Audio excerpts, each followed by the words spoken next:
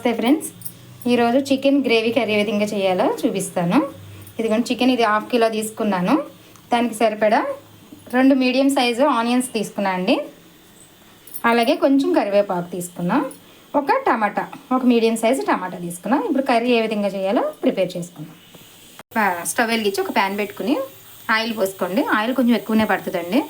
Chicken curry కదా, కొంచెం ఎక్కువనే పడుతుంది నాన్ వెజ్ కర్రీస్కి. పెట్టుకున్న ఆనియన్స్ ఉన్నాయి కదండి, అవి వేసేసుకోండి. కరివేపాకు కూడా కలిపి వేసేసుకోండి.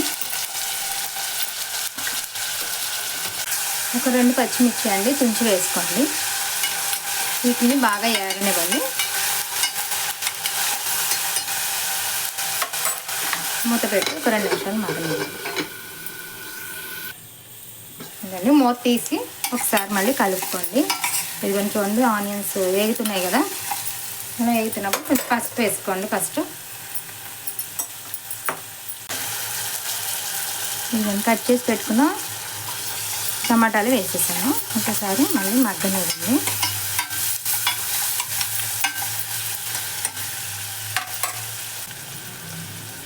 చికెన్ కర్రీకి అల్లం వెల్లుల్లి పేస్ట్ కొంచెం ఎక్కువనే పడుతుందండి. ఇదిగోండి అల్లం వెల్లుల్లి పేస్ట్ 1 స్పూన్ వేస్తున్నాను. మనం తీసుకున్న క్వాంటిటీని బట్టి వేసుకోవాలి అల్లం వెల్లుల్లి పేస్ట్ అనేది. 1 స్పూన్ అయితే అల్లం వెల్లుల్లి పేస్ట్ వేసాను. ఎందుకంటే ఒక్కసారి ఇలా బాగా కలుపుకోండి.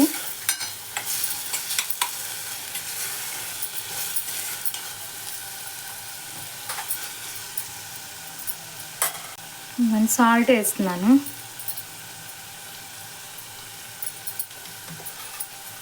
ఇంకొకసారి కలుపుకోండి. ఒకసారి మూత పెట్టి ఒక 2 నిమిషాలు ఆగి మూత పెట్టి మగ్గనివ్వండి.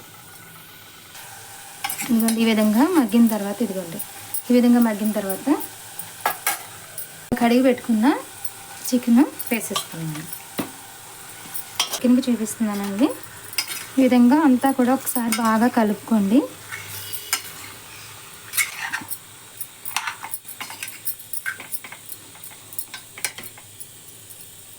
ఇలా కలుపుకున్న తర్వాత ఒక 5 నిమిషాలు మూత పెట్టి మగ్గనివ్వండి. దాంట్లో ఉన్న వాటర్ అంతా వస్తుంది కదా, అందుకని ఒక 5 నిమిషాల పాటు మగ్గనివ్వండి. ఇదిగోండి ఒకసారి మళ్ళీ మూత తీసి ఒకసారి చూసుకోండి. ఇదిగోండి వాటర్ అంతా ఈ విధంగా వస్తుంది కదా. ఇప్పుడు మనం కారం ఇవన్నీ కూడా మసాలాలు యాడ్ చేసుకుందాం. ఇవ్వండి టేస్ట్కి తగ్గ కారం వేసుకోండి, మీకు తినగలిగినంత.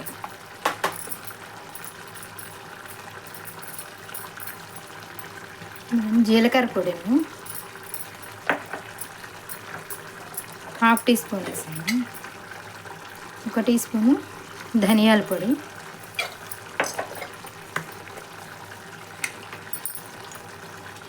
1 స్పూను గరం మసాలా.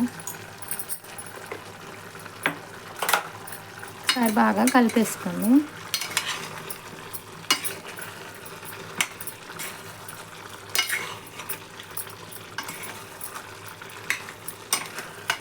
బాగా కలిపేసుకోండి. ఇదిగోండి పుదీనా వేస్తున్నాను కొంచెం. ఇది బిర్యానీ స్మెల్ వస్తుందని కొంచెం వేస్తున్నాను. మీకు నచ్చితే వేసుకోండి, అయితే స్కిప్ చేసేసుకోండి.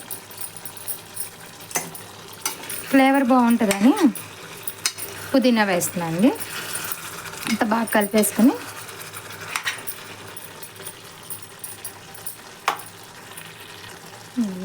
వాటర్ పోస్తున్నాను.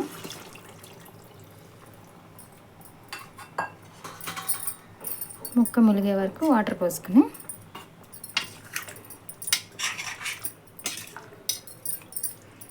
ఒకసారి బాగా కలుపుకోండి. కొంచెం ఇలా ముక్క ములిగే వరకు వాటర్ పోసుకుని మూత పెట్టి మగ్గనివ్వండి. మంట సిమ్లో పెట్టుకుని మగ్గనివ్వండి. నేను మూత తీసి ఒకసారి చెక్ చేసుకోండి, ముక్క ఉడికిందో లేదో. ముక్క ఉడికిందో లేదో ఒకసారి చెక్ చేసుకోండి.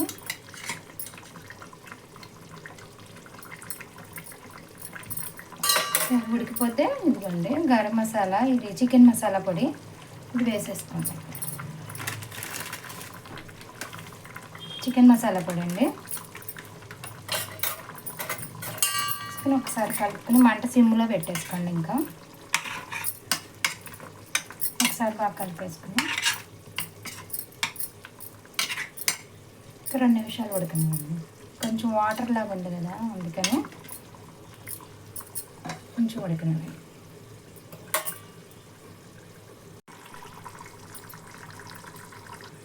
ఇదిగోండి చూసుకోండి, ఇంకా ఈ విధంగా దగ్గరికి వచ్చేసింది కదా. ఈ విధంగా గ్రేవీ చాలు అనుకుంటే ఇంకా బంద్ చేసేసుకోండి.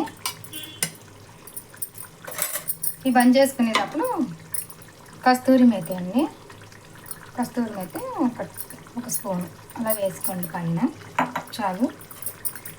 స్టవ్ బంద్ చేసేసుకోండి. చికెన్ గ్రేవీ కర్రీ రెడీ అయిపోయింది, సింపుల్గా రెడీ అయిపోయింది. నచ్చితే లైక్ చేయండి, షేర్ చేయండి, సబ్స్క్రైబ్ చేయండి.